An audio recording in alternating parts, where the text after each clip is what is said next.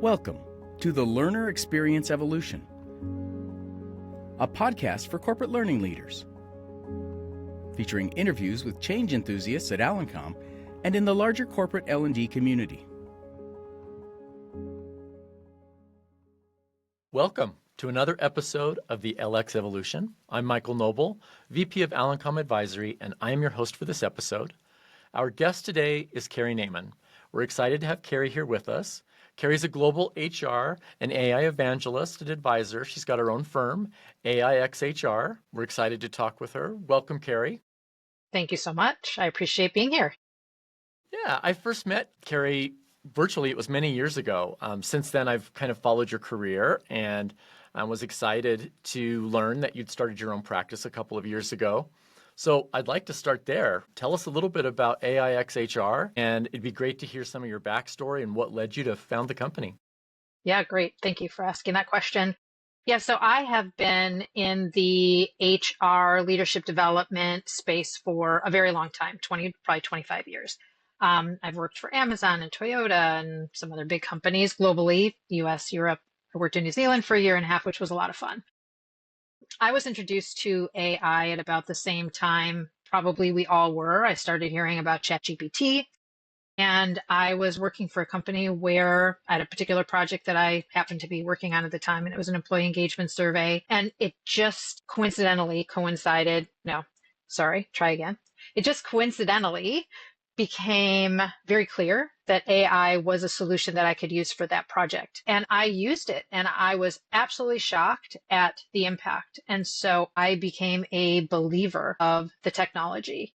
And I was working in an organization, and I think we're going to be digging into change a bit in this podcast, but I was working for an organization that wasn't super welcoming of any kind of change. And I just got too excited about the potential. And so I started trying to teach other people in the company, and they got excited, but there just was no support from above. And I thought, I am way too excited about this to let the opportunity fly by. And so I left that job and I started my own company. And now I spend my days, nights, weekends happily helping teams across the globe really learn how to use AI. Cool. You mentioned kind of your own personal interest really was driving a lot of this, right? Kind of you had that firsthand experience, you discovered the value of it. You mentioned the theme of our podcast, which is change, right? I think there's like, just listening to you, I'm reminded, well, there's change I need to make as a professional, and then there's change I need to make as a leader in terms of driving change. You kind of work on the front lines now with your practice, especially over the last couple of years as we've seen so much there. Tell us a little bit about how do you think you could take change and make it actionable? My entire practice is founded on practical application of AI. And so when I speak at conferences or for professional associations or specifically with HR teams and organizations, my entry point is showing people how they can actually start using the technology today to help them in their day-to-day work. And that generates an incredible amount of excitement because there is a lot of talk right now about AI all the time. You can't get past one news article practically without seeing something about AI. There's very little in the way of sharing practical applications. And so by doing that, people can start to truly see themselves using it in a way that feels non-intimidating to them. So that really seems to be the spark that lights the fire under a lot of people that I interact with to just start to give it a try and see how it might help them. Without that practical view, it's really, really hard to envision how you might start using it and what it even means to you. What is AI and how does it work and what does this mean to me on a day-to-day basis? So it starts answering those questions. Do you find that there is a lot of kind of variety in terms of where people are starting? Yes. However, I will say that the vast majority of people that I work with have started with very personal use cases. So they'll use AI to help them create a grocery list or create a cat video or to plan a vacation. But there's still a large gap between that and really understanding how you might use it at work, and especially how you might use it at work without needing fancy tools and resources to get started. That's really interesting. I think I'm probably the exception where I'm like, this is so helpful at work Now, how can it help me personally? But there's been Mm. so much like, and it also, I think, kind of depends on like how locked down is your work environment, right? Are you seeing where there's, you know, with your clients that you've been working with, do a lot of them have really locked down environments, or are they able to experiment? It really varies. I mean, I've worked with companies that are very, very locked down, do not use anything without our approval, and have policies that say AI is not allowed. And then basically what happens is people are starting to use AI at home and not telling their boss that they're using it or not telling their company you're using it. And so it is a bit of a drug. I hate to say it, but once you get a taste, it's hard to put it away.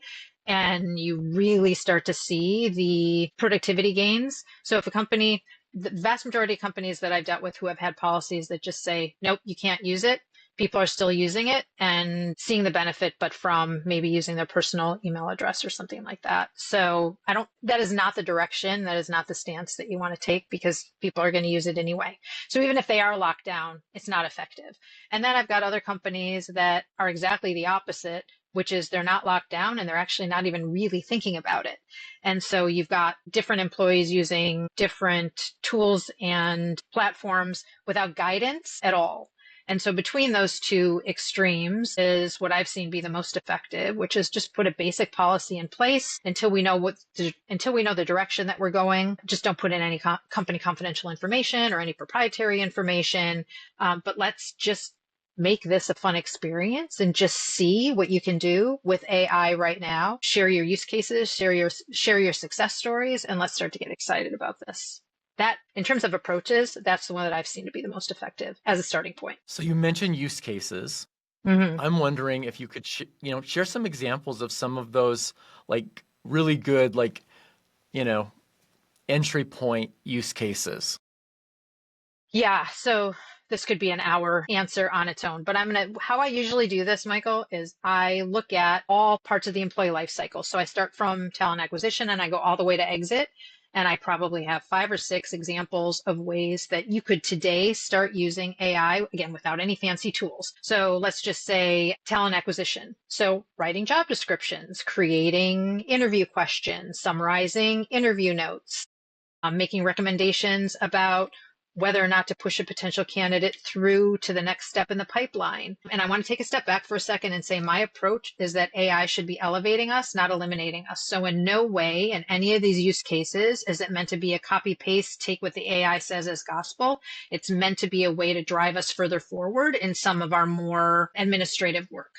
So jumping from talent acquisition to onboarding, creating onboarding plans, creating 90-day goals, for example, SMART goals, OKRs, KPIs, whatever it is you need to create for the person or help the new person create as they enter into the organization. From an L&D perspective, I know you have a lot of L&D people here. So creating content for learning sessions. It can also, and this is one of my most favorite use cases, take any content you create and turn it into VBA code, which is what PowerPoint reads. And you can dump that VBA code into PowerPoint and it'll create the deck for you, for example, your starter deck. And now you don't have to deal with all of that. And you've got a 60% final product before you even really dive in to the meat of the content. So it just takes away so much of that work that really doesn't tax your brain. You've done it 1,000 times and gets you to the point where you're doing the more fun part of the work. I like that in terms of, okay, what's the man and machine, right? What's the right mix of, Mm-hmm. hey, what parts of this, where does my human critical thinking and judgment come into play? And, not trying to replace that piece, but trying to Mm-hmm. replace some of the other pieces that might be kind of time consuming. I think it's natural that a lot of us are starting at that point of like, okay, the uses tend to be more acceleration of things that we're already doing or augmentation, enhancement of what we're already doing. Are any of your clients yet into like new use cases of things that maybe they weren't even doing before? And I guess I'm thinking of, on the horizon at least, we see the possibility of AI-driven practice, which before we weren't able to do that, at least not we could with good old-fashioned AI, but not with some of the machine learning kind of algorithms that we have today. And I think there is like this, I don't know that they're competitive, but there's definitely a use case difference between we're going to do this for ourselves to make ourselves more efficient, and also there's new possibilities out there of things we can do leveraging this technology. And I wondered who might be, or what you're seeing on the hey, we've gotten started, now we're taking this into a new direction, what you might be seeing there. Well, I think what I'm seeing more than anything is organizations that do not realize how much they can do right now. And so they'll start with super basic use cases. And then once you really kind of get accustomed to using AI to help you with those basic use cases, they will then themselves start to build on maybe more complex use cases. So if it can do this, can it do that? If it can do that, can it do this? And 99 times out of 100, the answer is yes, but it is unusual and a different way for us to be thinking, because I think historically we've been used to very limited uses for the technology that we've been using, very confined. AI is not like that at all. It's as big as we can imagine it, and that is a very different way to think about tech for us. So even with the most basic, no tools, just learning to prompt, there is an immense amount of work we can use AI to do for us. It's really just kind of up to us to expand our minds a bit. There's lots of talk now about things that are going to, like AI agents that are going to do things for us without us needing to do anything. I'm sure there's some organizations, none that I'm working with right now, that are starting to lean more towards that. But so many of us are at the beginning stages of really thinking about how to even use this, that most of the people that I talk to, that's further down the road and maybe even less helpful than us just learning how to use AI ourselves. Do you find anybody that is kind of paralyzed by all the change and kind of feels like, I'll just hold out until we get past this early adoption phase? Yeah.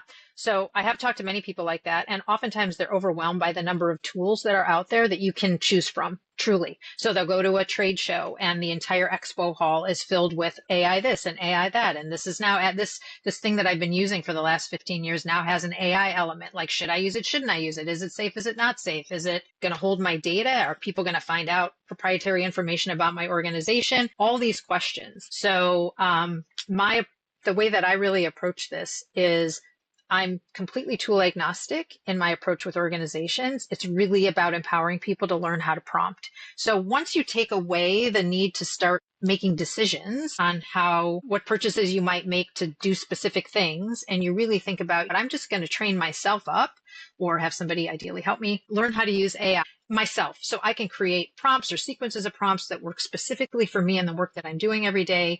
The mindset shift is this is not one technology that's going to work the same for everybody. Even if you and I have the same job, you may do a particular task differently than I do. You can create prompts or sequences of prompts that are going to work for you. I can do the same for me. And then just by default, we've got things that work for us individually. It really is like thinking about hiring an intern, your own personal assistant. And again, you're going to use that assistant differently than I'm going to use my assistant or leverage my assistant. So we need to step away, I said this earlier, from the confines of technology that we're so used to and really open up our minds to the expansive support that AI can give us. No, I think that's really smart. So start with some really simple use cases, build from there, really have kind of that playful, open mindset. I like what you're also saying about not getting caught up in tools. I think we've let tools, especially in L&D, kind of drive the innovation. I do think that it's a little bit different paradigm here in terms of at least how we're getting introduced to the technology. I mean, in terms of things that your people are going to encounter on their journey, right? We've been at this for a year plus, right? We're headed into 2025. I guess, what are some of the things that, that might derail us that we need to watch out for and kind of, and be resilient? And what are some of the things that maybe we should challenge ourselves to do differently? Yeah, so as individual users, I'll speak about that first. There is Okay. I talk to a lot of people who use it once or twice and don't get the output that they think they should. Maybe it's not as high quality, or it's kind of meh, and they don't understand what the big deal is. I don't understand what all the fuss is. Why are people so engaged with this technology, right? So the first hurdle is understanding that it's not the AI, it is actually you in this case, and how you're prompting the AI to give you the result that you want. Once you get better at that, you can partner with the AI much better to actually give you the result that you want. The other big hurdle is people assuming that what the AI is giving you should be just used as is, and that we step out of the loop. My whole thing, and I'm not the only person saying this, is it's so imperative that we keep a human in the loop. It's only intended to get us 60 to 70% of the way to the final product. We need to stay involved. So, and then the third thing I think that really does paralyze people is just fear. I'm too old for this new technology. I have too much on my plate right now. I don't have time to learn this. And so also fear of it taking our jobs, right? And so I hate to use this because so many people say this, but it really is true that it's not AI that's going to take your job. It is someone that knows AI and has integrated it into the way that they do their work every day. So those are just three individual things to be paying attention to. I think from sort of an organizational perspective, the biggest hurdle is truly not understanding the value that it can bring you as an organization. Kind of what you were saying before, like, let's just wait and see. We can't wait and see anymore. If you're waiting and seeing, you're losing time at this point. You got to start to jump in somewhere. It's just, you have to. It's just too prevalent not to. And if you were saying, hey, what would you hold up as benchmarks? Well, let's say I'm an L&D leader, right? In an enterprise organization. I'm leading my team. We've done some, we're using ChatGPT. Maybe we're using Copilot. Maybe we're using, Gemini. How do we measure how we're doing on the journey, and what benchmarks do we use to kind of chart our progress on that journey? Yeah. So because this is so new, I have not seen a lot of organizations create benchmarks, and everybody's screaming for ROI. What's the ROI? Because this is the way we're used to doing business. It's incredibly hard to measure. My suggestion is to be looking at how productive we are, right? Compared to maybe how we were before, but even more, how are we spending our time? Like if I'm an L&D person, am I spending time with a blank PowerPoint presentation in front of me, having no idea how to start creating whatever content I need to create? Or am I actually using my probably highly educated and or highly trained brain to do the more fun part of the work, which is how do I make this content the most engaging? How do I make sure that it's the most complete? How do I make sure that it's going to land well with our intended audience, right? So how am I spending my time? Do I feel like I'm using the higher order of my brain more regularly than maybe I used to before? And to me, that then leads down the road to engagement. And so it's going to be a longer term measurement because engagement doesn't change right away, but it is the less time I'm spending on admin stuff and things that I feel like are just like, oh my God, I've got to do this again, versus the really fun part of the work that I want to be doing anyway. I think that's a really good gauge, and that ultimately is going to impact how engaged you are in your work and maybe with your organization. Now, I like where you're going with that, which is kind of like, hey, if you're looking externally for benchmarks, maybe you also need to look at, well, what does the current state look like, right? Mm-hmm. In order to have a benchmark on productivity, you have to know how much time it's taking now. And we find this all the time in our learning solutions. It's the same thing.